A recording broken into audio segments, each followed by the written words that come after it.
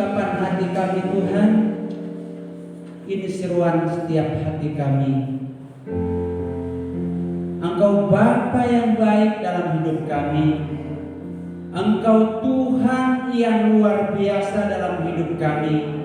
Itu sebabnya Tuhan, tak henti-hentinya Tuhan, dari dalam hati kami keluar pujian, penyembahan hanya bagi Tuhan. Kami siap untuk firman-Mu Tuhan. Berbicara kepada kami di dalam nama Kristus Yesus. Kami berdoa. Jemaat Tuhan siap mendengarkan firman Tuhan, katakan amin. Amin. Silakan kembali. Tuhan Yesus memberkati.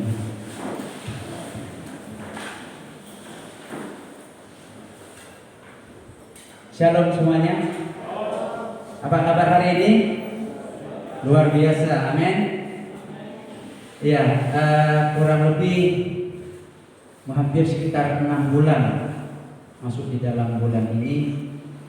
Kita tidak pernah bertatap muka kepada Bapak Ibu, orang tua yang cantik, yang gagah-gagah.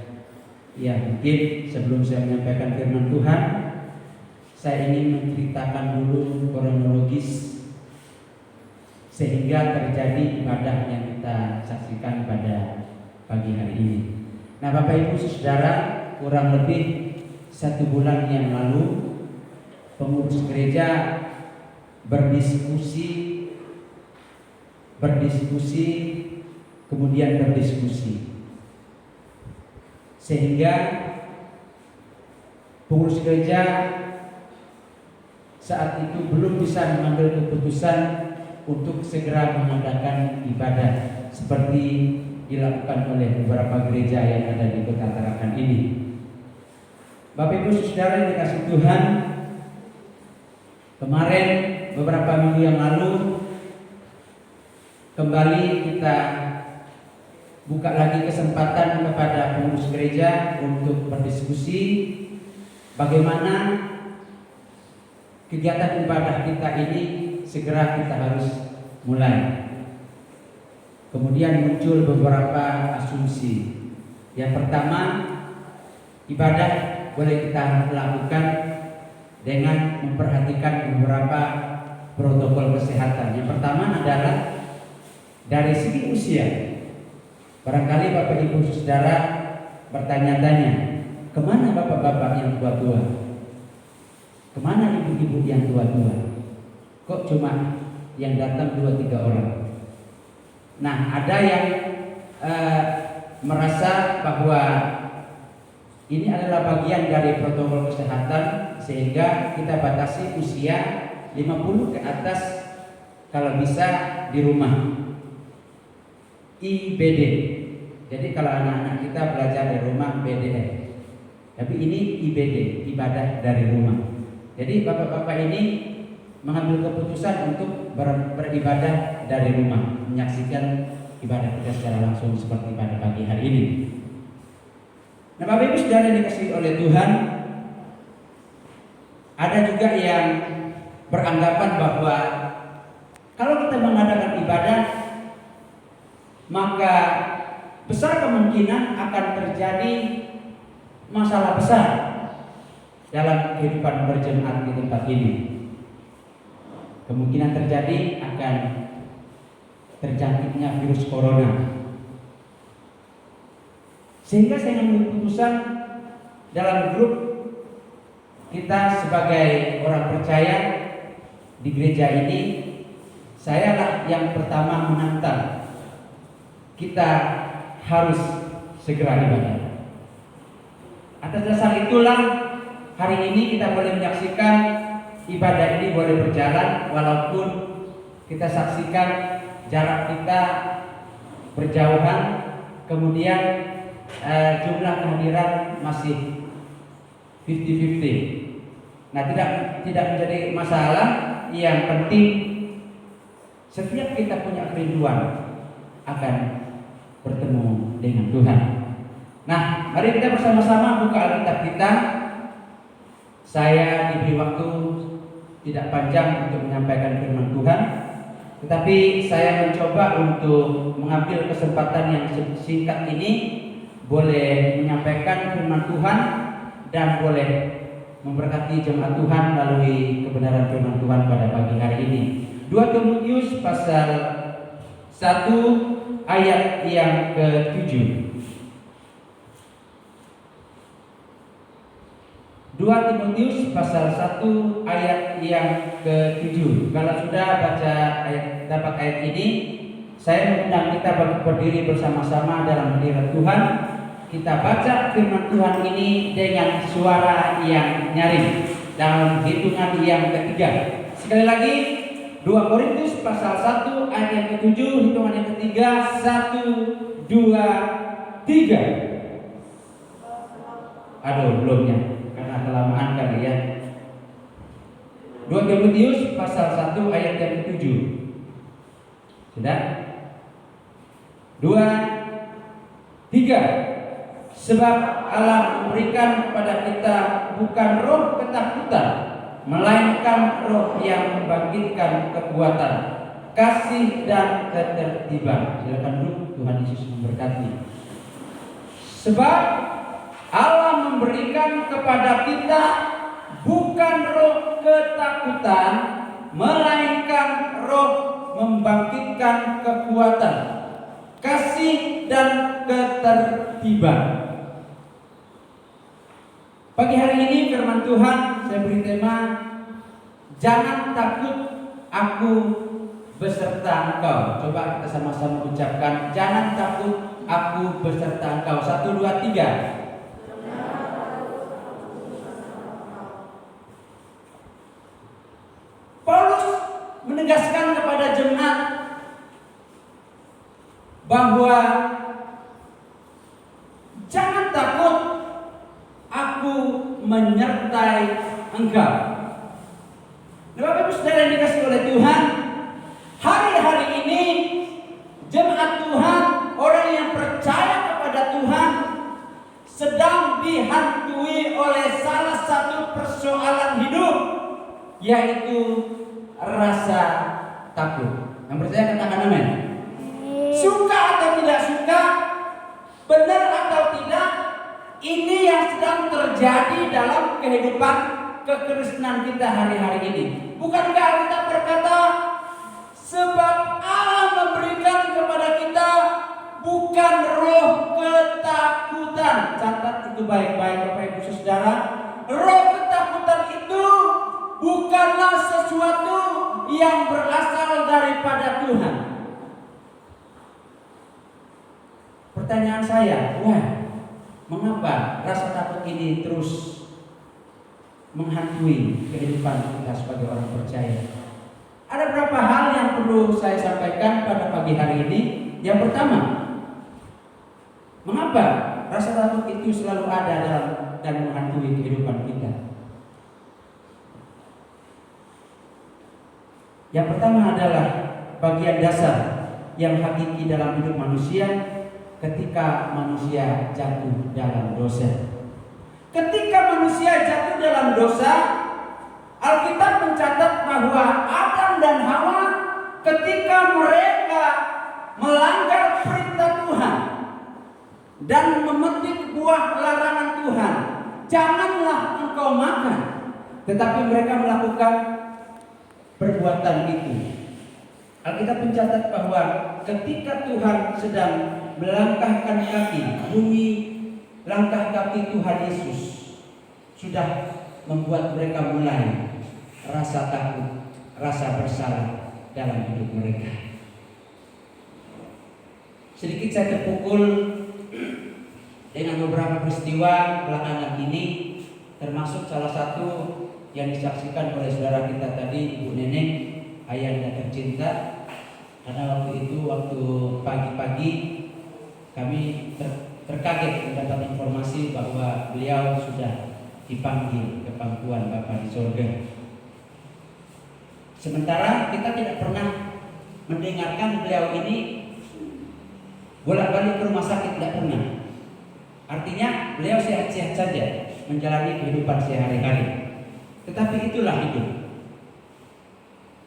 Tidak ada yang pernah bisa menyangka, tidak ada yang pernah bisa membatasi kuasanya Tuhan. Ketika Tuhan menghendaki, hari ini aku akan memanggil engkau, aku akan menjemput engkau, tidak ada satupun yang bisa menghalangi panggilan Tuhan dalam hidupnya.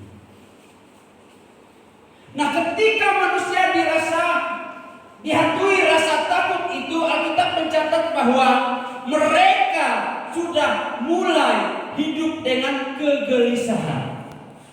Oleh sebab itu, Bapak Ibu Saudara yang dikasihi oleh Tuhan, hari ini mari kita bersama-sama untuk terus menceritakan kebaikan Tuhan dalam kehidupan kita, menceritakan bahwa Tuhan tidak pernah meninggalkan kita.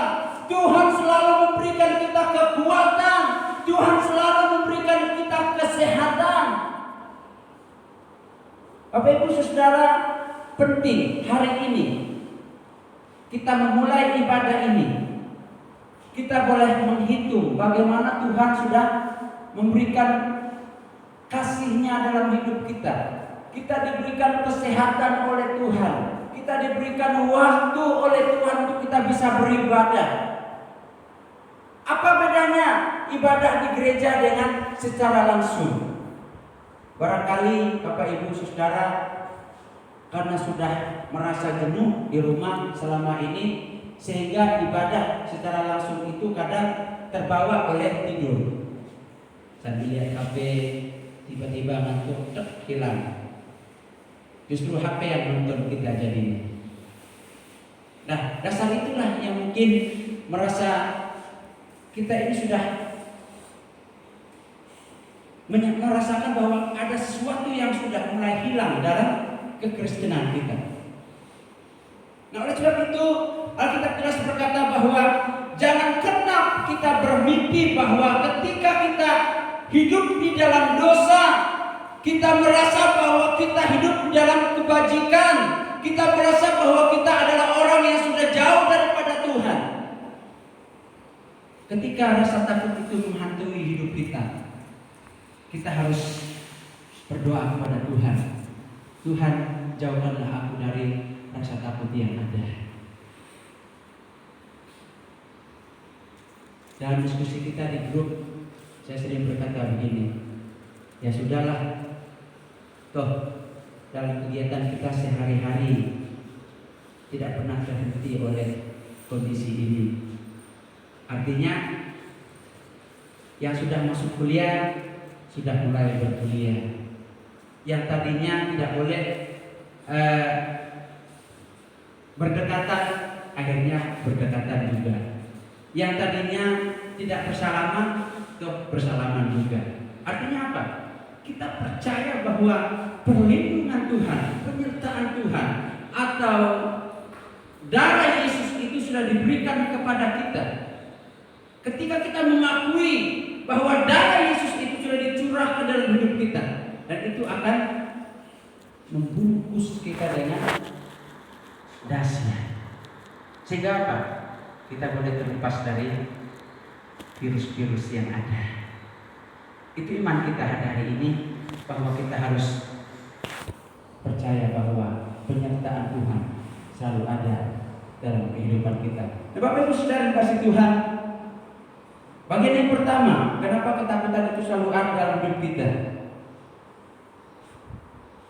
Itu adalah bagian manusiawi yang sudah pernah terjadi beberapa tahun yang lalu pada saat manusia hidup yang pertama kali di Taman Eden. Yang kedua, bagian yang kedua, kita lihat ayat yang ke-9.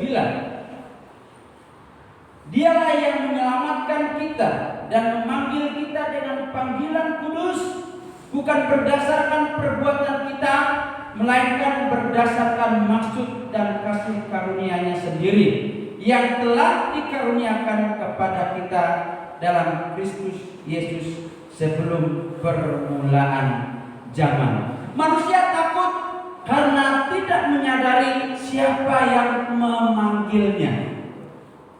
Ketika panggilan Tuhan itu disampaikan kepada kita, Tuhan sudah memilih kita.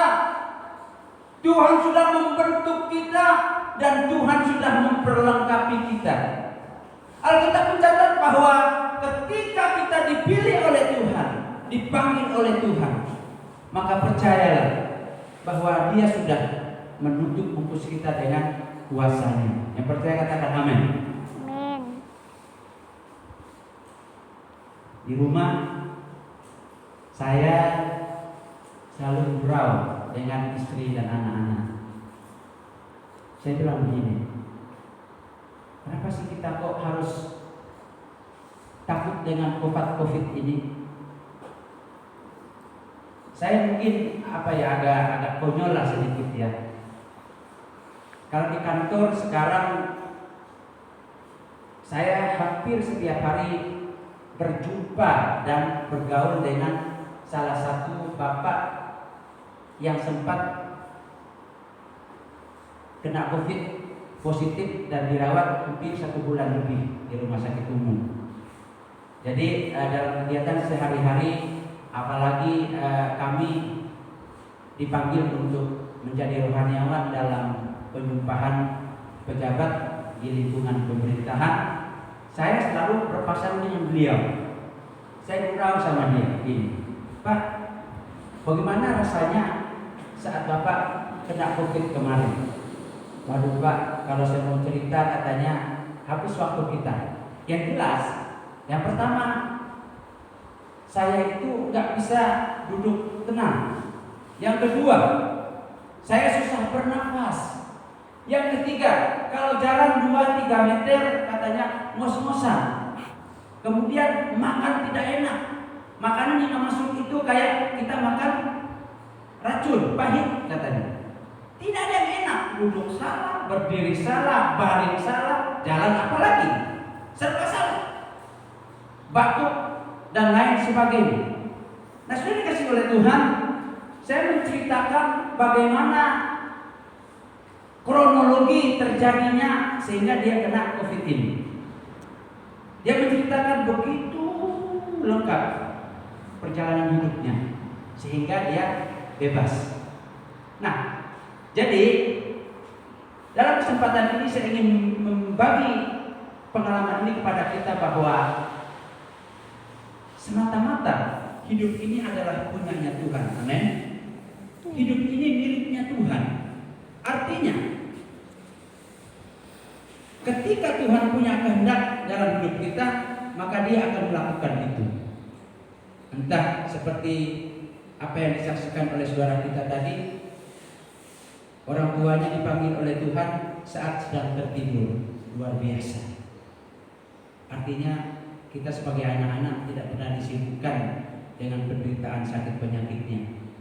Ada juga yang dipanggil oleh Tuhan sedang terduduk dan lain sebagainya. Berbagai macam cara yang dilakukan oleh Tuhan untuk menarik kita dari muka bumi ini. Oleh sebab itu, ketika kita menikmati nafas kehidupan yang ada, kita muliakan Tuhan dengan benar. Kita muliakan Tuhan dengan sungguh-sungguh. Nah, Bapak Ibu sudah dikasih Tuhan, singkat cerita, ketika kami mulai berdiskusi tentang indahnya hidup ini,